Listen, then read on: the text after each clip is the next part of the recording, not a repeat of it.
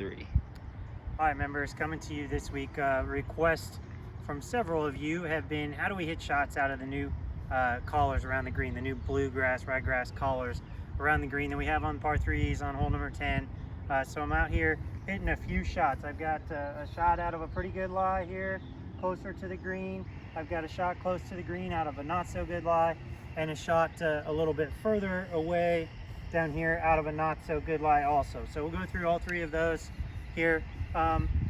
First one, I'm just trying to choose the most simple shot, okay? There are certainly other options on this shot, but I have two clubs here. One's my highest lofted wedge, which is 58 degrees for me, and then my putter, okay?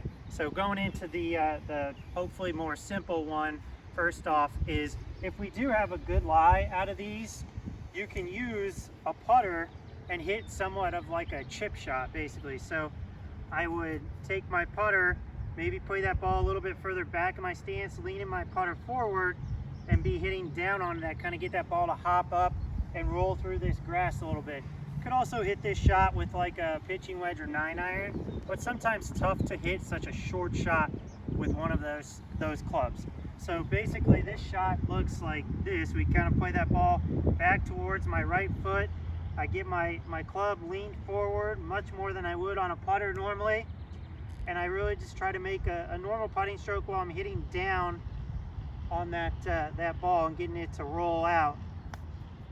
And it'll roll out through that stuff. Sometimes you're going to get a tough hop, but if we get a good lie, that's probably our best choice. Your other choice would be to take a wedge and try to fly that. That brings a little bit longer swing into play. So now we go to a ball that's sitting down in the grass, and I'm pretty close to the pin here. So I'm going to use my highest lofted wedge. And the thing here on this shot, we're going to have to bring a little bit more potential air into play. We're going to have to take a little bit longer swing. And what we're going to do is make sure that we keep that club face open. I would always go someplace in the grass and try to make a couple practice swings to really get that same feeling of what's going to happen when we get back down here to the ball, okay? That ball is going to be about in the middle of my stance to forward. I'm going to have my weight a touch forward, a touch on that left side, but not way up here like I might on a chip shot, okay?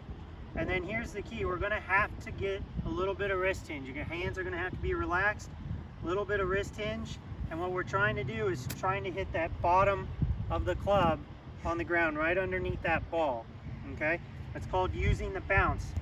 A good way to practice that, swinging with just your right hand like we talked about in a drill the other couple weeks ago, okay?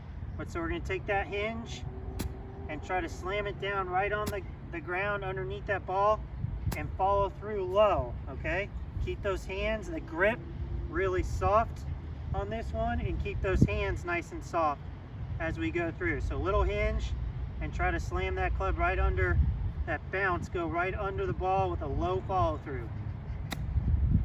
Get that ball to pop up and roll out for you, okay?